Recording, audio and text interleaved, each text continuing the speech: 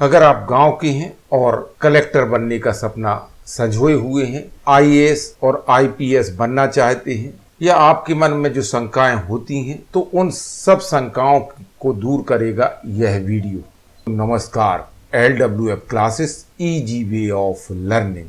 दोस्तों, अब से हम आपके साथ सफल लोगों के प्रेरणादायी वीडियो भी अपलोड करेंगे, उनके वाइट्स या उनकी कही हुई बातें भी आपके साथ शेयर करेंगे, जो न केवल आपको दिशा देंगी बल्कि आपको अपने लक्ष्य की ओर और नजदीक ले जाएंगे। आपके अंदर जज्बा है, आपके अंदर चाह है। अगर आप अपने सपनों को सच करना चाहते हैं, अपनी उड़ानों को पंख देना चाहते हैं, तो फिर राह दिखाएगा यह वीडियो, और आप भी कर सकेंगे वह जो आगे हाल ही में यूपीएससी के रिजल्ट 2021 में 199वीं रैंक प्राप्त करने वाली पूजा साहू ने किया है। तो अगर गांव के हैं, छोटे कस्बे के हैं, छोटी जगह के हैं, तो इस आधार पर आप निराश ना हो। यह वीडियो आपको आशा ही नहीं देगा, आपका पूरा मार्गदर्शन भी करेगा। निश्चित रूप से आपको प्रेरणादायी होगा यह वीडियो। देखिए जरूर अंत तक, कमेंट्स करके हमें सूचना दें और वीडियो को लाइक और शेयर करें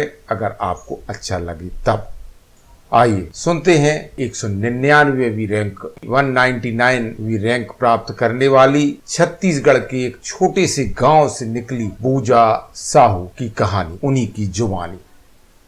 गुड आफ्टरनून एवरीवन।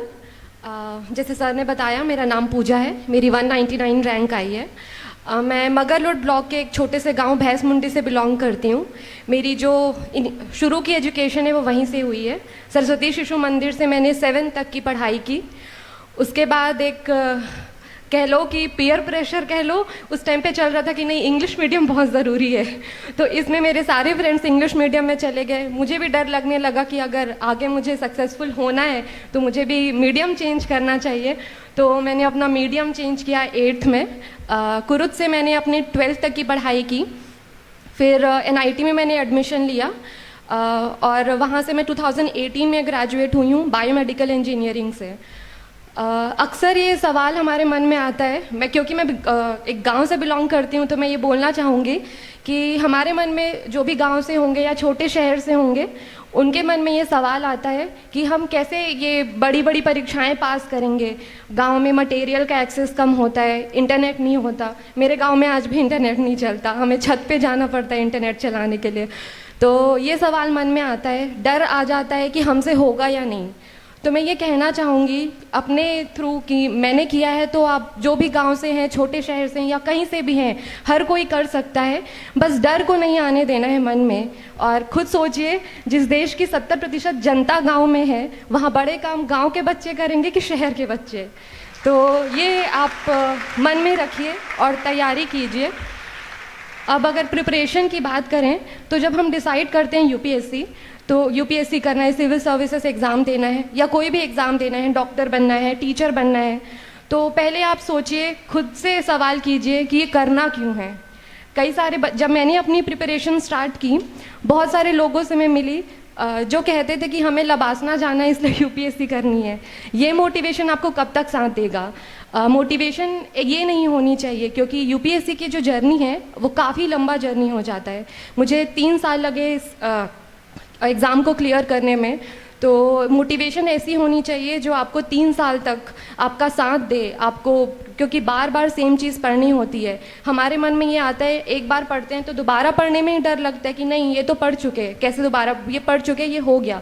लेकिन ये एग्ज़ाम ऐसा है जिसमें आपको एक ही किताब को 10 बार, 20 बार, 25 बार पढ़ना है। तो मोटिवेशन अंदर से आनी चाहिए। कोई मटेरियलिस्टिक चीज़ आपको काफ़ी लंबे टाइम तक मोटिवेट नहीं कर सकती, ये मेरा मानना है। तो ये पहला चीज़ होना चाहिए, आपके मन में क्लियर होना चाहिए कि आपको कुछ करना है तो क्यों करना है। और रही बात एग्ज़ाम की, 3 स्टेजेस में होता है, प्रीलिम्स, मेंस और पर्सनालिटी टेस्ट। तो ये ऐसा नहीं है कि आप एक प्रीलिम्स की तैयारी करेंगे फिर कहेंगे चलो मैं पहले प्री की करती हूँ उसके बाद मेंस की करेंगे। आपको एक इंटीग्रेटेड तैयारी करनी होगी, प्रीलिम्स की, मेंस की। एक ही मंत्र इसका कह सकते हैं कि आपको 10 किताब एक बार पढ़ने के बजाय एक ही किताब को 10 बार पढ़ना है। यानी कि रिवीजन इसके लिए बहुत ज़्यादा इम्पॉर्टेंट है। जितनी बार हो सके रिवाइज़ कीजिए, प्रैक्टिस कीजिए। मैंने प्रीलिम्स में पहले 2 अटेम्प्ट में मैं प्रीलिम्स नहीं क्लियर कर पाई थी। पहले अटेम्प्ट में जब मैंने स्टार्ट किया था तो मैंने टेस्ट ही नहीं दिए थे, मॉक टेस्ट। मुझे लगा पढ़ के हो जाएगा, मैंने मॉक टेस्ट ही नहीं दिए, तो वो गलती हो गई। जैसे मैंने क्वेश्चन पेपर देखा मैं पैनिक कर गई, जो समझ आता था वो भी नहीं हुआ। सेकेंड में मैंने टेस्ट दिए लेकिन उनको रिवाइज़ नहीं कर पाई, काफ़ी कम बार रिवाइज़ किया था। तो ये दोनों जो मुझसे मिस्टेक हुई है, रिवीजन कम करने की, प्रैक्टिस कम करने की, वो मैंने थर्ड अटेम्प्ट में सुधारा। मैंने 80 से ज़्यादा मॉक टेस्ट दिए प्री के लिए। और जब आप इतने मॉक टेस्ट देते हो, आपको सिर्फ ये नहीं देखना है कि कौन सा सेक्शन, पॉलिटी, इकोनॉमी, कौन सा सेक्शन आपका स्ट्रांग है, आपको ये भी देखना है कि कौन सी चीज़ आपके लिए काम करती है। जैसे कई लोग होते हैं जो 90 क्वेश्चन अटेम्प्ट करेंगे तब उनका कट ऑफ क्लियर होता है, कुछ होते हैं जो कम क्वेश्चन अटेम्प्ट करते हैं फिर भी उनका कट ऑफ क्लियर होता है। मैं सेकंड ग्रुप में आती थी, मैंने 60 क्वेश्चन अटेम्प्ट किए थे लास्ट अटेम्प्ट में, अपने थर्ड अटेम्प्ट में, और मेरा कट ऑफ अच्छे मार्जिन से क्लियर हुआ। तो जब आप टेस्ट देते हो तो आपको ये सब चीज़ें भी एनालाइज करनी है, प्रैक्टिस बहुत करना है, स्टैटिक पार्ट को, करंट अफेयर्स को, और जितने ज़्यादा मॉक दो उतना अच्छा है। लेकिन मॉक सिर्फ देना नहीं है, उसको रिवाइज भी करना है, एनालाइज करना है अपने मिस्टेक, जितनी जल्दी करो उतना अच्छा होगा। और टालने की आदत जो हमारी होती है कि ये टॉपिक आता है हम लिख लेते हैं, कहते हैं कि चलो ये एग्ज़ाम के पहले पहले पढ़ेंगे, टफ है, ये भी हमें अवॉइड करना है इस पूरी प्रिपरेशन के दौरान। जब भी कोई नई चीज़ पता चलती है तो बिल्कुल वो तुरंत ही कर लीजिए। जब मैं छोटी थी तो मेरी मम्मी मुझसे कहती थी कि आसपास देखा करो, अपने एनवायरनमेंट से अवेयर रहो। तब लगता था मम्मी क्या बोल रही है, ध्यान नहीं देती थी मैं। लास्ट ईयर एक ड्रम स्टिक पे क्वेश्चन आया था, मुझे उसका आंसर पता नहीं था, लेकिन हमारे जो पड़ोसी हैं उनके घर में ट्री है, ड्रम स्टिक का ट्री है, तो बस मैंने वो ट्री याद किया, मैंने देखा कि उसमें पत्ते कब तक रहते हैं, झड़ते हैं, हरे पत्ते रहते नहीं रहते, और वो करके मैंने वो क्वेश्चन सॉल्व किया। तो ये चीज़ मैं आप सबको भी बोलूँगी, क्योंकि एग्ज़ाम ही ऐसा है जिसमें आपको अपने आसपास के एरिया से, नेशनल न्यूज़ से, इंटरनेशनल न्यूज़ से अवेयर रहना है। तो आप अपने आप को अपडेटेड रखिए, छोटी छोटी चीज़ों को एनालाइज कीजिए। ये एग्ज़ाम इसमें आपने अब तक जो बचपन से लेके अब तक जो भी सीखा है, पढ़ा है, वो आपको हेल्प करेगा किसी न किसी तरीके से। तो ईमानदारी से, हर एक स्टेज पे ईमानदारी से तैयारी कीजिए, चाहे आप कॉलेज में हो, स्कूल में हो, बस उसको ऑनेस्टी से उस स्टेज में ऑनेस्ट रहिए खुद के साथ और मेहनत करते जाइए। रही बात मेंस की, मेंस में भी प्रैक्टिस बहुत हेल्प करती है। प्रैक्टिस आपको दोनों प्री मेंस दोनों में ही करनी है। मेंस में भी आपको बहुत प्रैक्टिस करना होगा। क्वालिटी ऑफ आंसर इम्पॉर्टेंट होता है, और आपको स्पीड भी बढ़ानी है, क्वालिटी भी बढ़ानी है। अगर मैं अपनी बात करूं तो मेरे लिए स्पीड उतना प्रॉब्लमेटिक नहीं रहा, क्योंकि मेरी स्पीड थोड़ी सही से शुरू से ही सही थी लिखने की। तो मुझे क्वालिटी पे फोकस ज़्यादा करना पड़ा। उसके लिए मैंने शुरू में जब मैंने आंसर राइटिंग स्टार्ट की तो मैंने काफ़ी सारे आजकल इंस्टीट्यूट्स हैं जो डेली अपने 7-8 क्वेश्चन अपडेट कर देते हैं अपने पोर्टल पे। मैंने उनका सहारा लिया। शुरू में मैं डेली 3 से 4 आंसर्स लिखती थी। शुरू में मैंने टाइम नहीं देखा कि मुझे एक आंसर लिखने में कितना टाइम लग रहा है, मैंने बस देखा कि इसकी क्वालिटी अच्छी होनी चाहिए, मैं प्रॉपर फॉर्मेट में लिख पा रही हूँ या नहीं। तो ये मैं आपसे कहूँगी कि आप पहले क्वालिटी पे ध्यान दीजिए, फिर जैसे जैसे आप प्रैक्टिस करेंगे स्पीड तो आपकी बढ़ी जाएगी। क्योंकि एक क्वेश्चन जब आप एग्ज़ाम में होते हैं, एक क्वेश्चन के लिए आपके पास 7 मिनट होता है, 7 से 8 मिनट, जिसमें आपको इंट्रोडक्शन लिखना है, क्वेश्चन को पहले तो समझना है, फिर इंट्रोडक्शन लिखना है, बॉडी लिखनी है, डायग्राम डालना है तो डायग्राम डालेंगे। जैसे ज्योग्राफी में मैप्स वगैरह डालना इंपॉर्टेंट हो जाता है, उसके बिना आंसर अधूरा है। फिर आपको कंक्लूड भी करना है। तो ये जितनी प्रैक्टिस करेंगे, जितना रिविजन करेंगे उतना अच्छा है। गौरव अग्रवाल सर का मैंने एक इंटरव्यू देखा था उस दौरान, तो उन्होंने कहा था कि मेंस में ये आप इतना पढ़िए कि जैसे ही आप क्वेश्चन देखते हैं 2-4 लाइन उस क्वेश्चन से या उस टॉपिक से रिलेटेड आपके दिमाग में आ जाए। तो ऐसे करके आप स्टार्ट करेंगे। इतनी बार जब आप 10 बार 6-7 बार जब आप जितनी बारी भी हो रिवाइज कर लेंगे तो ऐसा होगा कि आप क्वेश्चन देखेंगे, टॉपिक पढ़ेंगे, आपको 3-4 लाइन तो याद आ ही जाएंगी। तो आप इस तरीके से ये सोच के पढ़ाई कीजिए। और रही बात फिर क्योंकि अब मैं इंजीनियरिंग बैकग्राउंड से थी, मोस्ट ऑफ द बच्चे यहाँ पे इंजीनियरिंग बैकग्राउंड से हैं, तो अचानक से ह्यूमैनिटीज़ के सब्जेक्ट्स पढ़ना डिफ़िकल्ट हो जाता है। मुझे लगता है कि मेरा 3 अटेम्प्ट जो मुझे लगा वो इस वजह से भी है, क्योंकि शुरू में मुझे समझने में दिक्कत आती थी, मैं कैसे पढ़ूँ, बेसिक चीज़ें होती थी उनको भी समझने में दिक्कत आती थी। मैंने एक इंस्टीट्यूट से क्लासेस ली थी GS के लिए। वहाँ पे मैंने एक इकोनॉमी में एक क्वेश्चन पूछा था, काफ़ी बेसिक था, मुझे समझ नहीं आता था, तो उन्होंने डांट दिया तुमसे नहीं होगा, तुम्हें यही नहीं समझ आ रहा है। तो ये भी एक डर आ जाता है अगर ऐसा कोई बोल देता है तो, लेकिन इससे डरना मत। अब तो इतने सारे प्लेटफॉर्म्स हैं इंटरनेट पे, मतलब आप यूट्यूब पे सर्च कर सकते हैं, तो जितना आपके पास मटेरियल है इंटरनेट का अच्छे से यूज़ कीजिए, उसका दुरुपयोग नहीं करना, टाइम वेस्ट नहीं करना, लेकिन हाँ उसका जितना आप यूज़ कर सकते हो उस प्रिपरेशन में, क्योंकि वो बहुत ज़्यादा हेल्पफुल रहेगा, उसको अच्छे से यूज़ कीजिए। पर्सनालिटी टेस्ट में मुझे डर था, आप लोग अभी नोटिस कर चुके होंगे मैं बहुत फास्ट बोलती हूँ, तो ये डर था मुझे थोड़ा सा अपने स्पीड को कंट्रोल करना था। ये नेचुरल मेरी स्पीड रही है, मैंने तो इस पर PhD कर ली कि मुझे फास्ट स्पीड, जो फास्ट बोलना कोई मेडिकल कंडीशन है या नहीं।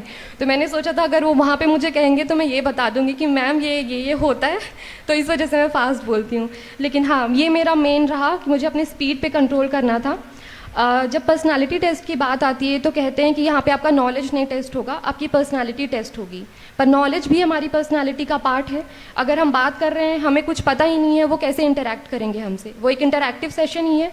तो हमें नॉलेज होना चाहिए अपनी इवेंट्स का, एटलीस्ट हमारे बैकग्राउंड का नॉलेज होना चाहिए, हमने जो किया है, हॉबीज़ जो हम उसमें डालते हैं, जो चीज़ें हमने डैफ में भरी हैं, एटलीस्ट वो तो प्रिपेयर्ड होनी चाहिए अच्छे से। जैसे मैंने मूवीज़ पे लिखा था, मेरी हॉबी थी मूवीज़ देखना, तो इस पे आपका प्रिपेयर्ड होना चाहिए कि आपकी कौन सी मूवीज़ पसंद है, किस तरीके की मूवीज़ पसंद है। अगर वो आपसे पूछें कि फेवरेट मूवी कौन है तो उसके डायरेक्टर, एक्टर्स पसंद होने चाहिए। फिर आपको कंपेयर करना भी आना चाहिए बॉलीवुड को हॉलीवुड से या इस तरीके से, और कैसे मूवीज़ ने आपको हेल्प किया एग्ज़ाम में, इस तरीके के क्वेश्चंस आपके प्रिपेयर्ड होने चाहिए। तो जब भी आप कुछ प्रिपेयर करोगे पर्सनालिटी टेस्ट के लिए, तो हर चीज़ आपकी, प्रीलिम्स, मेंस, पर्सनालिटी टेस्ट, तीनों के लिए ये इंपॉर्टेंट है, आप उस टॉपिक से रिलेटेड हर चीज़ प्रिपेयर करो। और इसी सब की वजह से ये जर्नी लंबी हो जाती है, कभी कभी टायरिंग हो जाती है, तो ये ज़रूरी भी है कि आप थोड़ा सा रिलैक्सेशन के लिए टाइम निकालो। कंटिन्यूसली आप नहीं पढ़ सकते 10-12 घंटे, अगर आप सोचो कि अब मैं 12 घंटे बैठूंगा उठूंगा नहीं तो बहुत मुश्किल है, तो आपको बीच बीच में ब्रेक ले लेके भी पढ़ना है। एक आप कर सकते हैं कि लगातार 4 घंटे बैठ के 1 घंटे का ब्रेक लेने के बजाय आधा घंटा 45 मिनट बैठें, उसके बाद 5 से 10 मिनट का ब्रेक लें। इससे आपको एक एग्जॉस्टिंग वाली जो फीलिंग आती है ना कि मैं एग्जॉस्ट हो गई, वो नहीं आएगी। तो ये आप कर सकते हैं। टारगेट सेट करके पढ़ सकते हैं और अपने आप को टारगेट कंप्लीट होने पर रिवॉर्ड भी कीजिए। मैं अपना एग्जांपल दूंगी इसमें। मुझे चाय पीना बहुत, मतलब चाय मुझे मेरा फेवरेट है कह सकते हैं, मैं और दूसरी चीज़ें तो नहीं पीती। तो मैं क्या करती थी कि जैसे मुझे कोई टॉपिक पढ़ना है तो मैंने अपने आप को एक टारगेट दिया कि मुझे चलो ये 10 घंटे में कंप्लीट करना है, ये जितने भी आवर्स हो गए। अगर मैंने वो कंप्लीट नहीं किया तो अगले दिन मैं ब्लैक टी पीऊँगी, क्योंकि मुझे ब्लैक टी नहीं पसंद। तो इस डर की वजह से कि मुझे अगले दिन ब्लैक टी ना पीना पड़े, मैं देर तक जाग के पढ़ती थी, लेकिन पढ़ती थी। तो इस तरीके की स्ट्रैटेजी कभी कभी काम आ जाती है। तो आप अपने लिए ऐसी स्ट्रैटेजी बनाइए। मैंने अभी जितना भी बोला वो सब मेरे लिए काम कर गई, आपको थोड़ा बहुत मॉडिफाई करनी है। कुछ चीज़ें तो बेसिक हैं, जैसे प्रैक्टिस करना, रिवीजन और मॉक टेस्ट देना, और इस टाइम पे मेंटल हेल्थ भी बहुत इंपॉर्टेंट होगा। आप जब किसी को बताएंगे कि मैं ये करने वाला हूँ, करने वाली हूँ, तो आपको 10 लोग मिलेंगे जो आपको सपोर्ट करेंगे, पर वहीं 100 लोग मिलेंगे जो आपको नेगेटिव भी बोलेंगे। तो मैं बस ये कहूँगी कि उन 100 लोगों से दूर रहिए। नेगेटिविटी आपको इस दौरान बिल्कुल भी नहीं चाहिए। जितना हो सके आप पॉजिटिव रहेंगे, उतना ही अपने आप को आप इस रास्ते पे चलने के लिए मोटिवेट कर पाएंगे। तो बस हेल्दी रहिए, मेंटल हेल्थ भी इम्पॉर्टेंट है, पॉजिटिव रहिए। और एक चीज़ और कि जैसे ही हम किसी रास्ते पे चलना स्टार्ट करते हैं, ज़रूरी नहीं है कि सफलता कदम उठाते ही मिले। किसी किसी को 2 कदम चल के मिलती है, किसी किसी को 10 कदम चल के मिलती है। बस मंत्रा ये है यहाँ पे कि आपको चलते रहना है, रुकना नहीं है। आप रुक जाएंगे, हो सकता है आप 90वें कदम पे हो और 10वें कदम पे आपको सफलता मिलने वाली हो। तो बस आपको रुकना नहीं है, चलते रहना है और देखना है कि अगर हम सब कर सकते हैं तो आप भी कर सकते हैं। बस हमने मेहनत की है, आपको भी मेहनत करनी है और एक दिन ज़रूर आपको सफलता मिलेगी। मैं बस थोड़ा सा ऐड ऑन करना चाहता हूँ। एक, आपने कहा कि आपको 3 साल लगे, है ना। ऐसे बहुत सारे लोग हैं जिनको 5 साल भी लगे हैं, किसी को 7 साल भी लगे हैं, और ऐसे भी लोग हैं जिनको किसी को 1 साल में भी कर दिया। तो ऐसे तो दोनों प्रकार के लोग हमारे आपको कैसा लगा पास, आशा है हमारे ऐसे उदाहरण हमारे पास इसमें बताई गई मैं बस स्ट्रेटेजी, इसमें बताए गए मार्गदर्शी सिद्धांत और तरीके दो बार आपकी तैयारी में मील का पत्थर साबित दो बार फेल हुए या फिर आपने दो बार अटेम्प्ट किया फिर भी आप उसको क्लियर नहीं कर पाए, तीसरी बार आपने किया, तो इसमें आपने अपना मेंटल बैलेंस कैसे मेंटेन रखा, आपने आपका मोटिवेशन कैसे हाई रहा, ये इसके बारे में आप बताइए। और दूसरा आपने कहा कि आपको 10 पॉजिटिव लोग मिलते थे, 100 निगेटिव लोग मिलते थे, तो इन निगेटिव लोगों से आप या फिर इन निगेटिव थॉट से बेसिकली लोग से ज्यादा निगेटिव थॉट से आप कैसे दूर रहे, इसके बारे में भी थोड़ा सा आप सबको कर रहे हैं। उनका पूरा प्रयास मैंने 3 अटेम्प्ट्स दिए थे, शुरू के 2 अटेम्प्ट में मेरा प्रीलिम्स भी क्लियर नहीं हुआ था, तो एक सेल्फ डाउट आ गया था। लाइफ में पहली बार मैंने फेलियर देखा था, मेरे मन में मतलब मुझे हमेशा ये लगता था कि मैं पढ़ने में अच्छी हूँ, अगर मैं जो पढ़ूंगी मैं कर लूंगी, और शायद ये ओवर कॉन्फिडेंस कह लीजिए, मुझे लगता था कि मैं फर्स्ट अटेम्प्ट में ही कर लूंगी। लेकिन जब ये नहीं हुआ शुरू के 2 अटेम्प्ट्स में, तो सेल्फ डाउट आया, डिमोटिवेशन हुई, बहुत हुई। लेकिन मैं अपने मम्मी पापा को इसका क्रेडिट दूंगी कि उन्होंने हमेशा वो गीता का जो निष्काम कर्मा का फिलॉसफी है वो उस पर बहुत मानते हैं। उन्होंने मुझे यही चीज़ सिखाई कि तू कर्म कर और फल तो मिल जाएगा, तुझे बस कर्म करने पे फोकस करना है। और इस दौरान जब मुझे डिमोटिवेशन होता था, मैं थोड़ा बहुत ब्रेक भी ले लेती थी, क्योंकि कभी कभी लगता था, एक चीज़ मैंने पढ़ी थी कि आप किसी चीज़ को बहुत ज़्यादा चाह सकते हो, पूरे दिल से चाहते हो, लेकिन उस चीज़ को अचीव करने के प्रोसेस में कभी कभी आप एग्जॉस्ट हो जाते हो, तो वो नेचुरल है। इसका मतलब ये नहीं है कि आप उसको चाहते नहीं। तो कभी कभी जब मैं टायर्ड हो जाती थी पढ़ने से, या मुझे लगता था कि मुझसे शायद नहीं होगा, ये क्वेश्चन मेरे मन में कई बार आया, मैं ब्रेक लेती थी। उसके बाद मैं ये कहूँगी कि मैं प्रैक्टिस जितना मैंने किया है, तो हर एक प्रैक्टिस के बाद मैंने अपने आप को इम्प्रूव करने की कोशिश की, और वो इम्प्रूवमेंट जो था, मार्क्स में इम्प्रूवमेंट कह लीजिए, मॉक टेस्ट में, उससे मुझे मोटिवेशन मिलती रही। और एक चीज़ मन में था कि करना तो यही है, चाहे मैं रो के करूं, हंस के करूं, करना तो यही है। तो ये इसकी वजह से मैं हमेशा मोटिवेटेड रही, कभी भी मन में दूसरा कुछ और करने का थॉट आया ही नहीं था। ग्रेजुएशन के बाद इसलिए मैंने इसी पे ही अपना टाइम दिया था। तो ये एक चीज़ था कि अगर मैं ये नहीं कर पाई तो मैं और क्या करूँगी, मतलब मेरा एम शुरू से यही रहा है। तो मैंने बस सोचा कि हाँ, मुझे यही करना है और इसके लिए मुझे ही करना है, मेहनत करनी है, और हार जीत तो बस लाइफ का पार्ट है, तो करते रहना है। तो ये एक चीज़ था कि जिसकी वजह से मैं करती रही, मैंने ट्राई किया, प्रैक्टिस किए, मॉक्स दिए, और उस पर इम्प्रूवमेंट की वजह से मुझे एक मोटिवेशन मिलती रही आगे बढ़ने की। दूसरा, सर ने बोला नेगेटिव लोगों के लिए बोलना है, तो मैंने तो बात करनी ही छोड़ दी थी। जो लोग मुझे डिमोटिवेट करते थे, सोशल मीडिया से मैं कम्प्लीटली दूर रही। 3 साल मेरे पास ना फेसबुक था, इंस्टाग्राम, व्हाट्सएप कुछ भी नहीं था। व्हाट्सएप अभी रिजल्ट आने के 2 दिन बाद ही इंस्टॉल किया है मैंने। तो मैं कम्प्लीटली दूर रही, और काफ़ी सारे लोग ऐसे थे जो मुझे डिमोटिवेट करते थे। कुछ कहते थे तू स्कूल कॉलेज में टॉप करने के लिए ठीक है, तुझसे ये एग्ज़ाम नहीं होगा। तो मैंने एक टाइम के बाद इन लोगों से बात करनी ही बंद कर दी। मैंने अपने आप को सिर्फ पॉजिटिव लोगों से सराउंड करके रखा। मेरे पेरेंट्स थे, मेरे भाई बहन थे, कुछ मेरे फ्रेंड्स थे जो हमेशा मुझे सपोर्ट करते रहे। तो मैं आपसे भी यही कहूँगी कि जितने ज़्यादा आप दूर रहें नेगेटिव लोगों से, आप अपना तरीका अपनाइए। मैं उनको आंसर नहीं कर पाती थी, मैंने सोचा था कि मेरा रिजल्ट उनको बताएगा, कि मैं खुद से नहीं बोलूँगी, मेरा रिजल्ट बोलेगा। तो मैंने उनसे बात करनी इस दौरान बंद कर दी थी। 3 साल के लिए मैंने किसी से बात नहीं की जिन्होंने मुझे डिमोटिवेट करने की कोशिश की।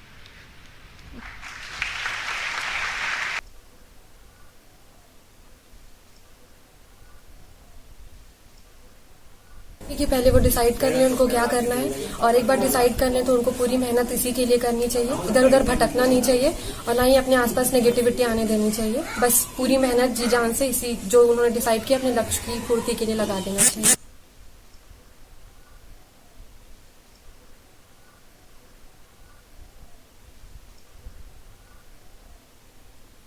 तो दोस्तों, यह वीडियो आपको कैसा लगा? आशा है यह वीडियो, इसमें बताई गई स्ट्रेटेजी, इसमें बताए गए मार्गदर्शी सिद्धांत और तरीके आपकी तैयारी में मील का पत्थर साबित होंगे। एक बात और, लर्न विद फन क्लासेस का उद्देश्य है इजी वे ऑफ लर्निंग। हम विभिन्न प्रतियोगी परीक्षाओं से संबंधित सरलतम वीडियो अपलोड करते हैं। तो दोस्तों, उन वीडियो को भी आप देखें और हमें जरूर बताएं कि हम आगे कैसी वीडियो अपलोड करें। हमारा प्रयास आपको सफलता तक पहुंचाना है। हम कितने सफल हो पाते हैं यह दावा नहीं करते, लेकिन हम यह जरूर कह सकते हैं कि हम जो भी वीडियो अपलोड कर रहे हैं उनका पूरा प्रयास यह है कि जिस टॉपिक पर हम वीडियो अपलोड करें वह टॉपिक पर जिस तरीके के प्रश्न आते हैं सभी सम्मिलित किए जा सकें। अगले वीडियो में मैं संजय कुमार गुप्त फिर मिलूंगा। नमस्कार, जय हिंद।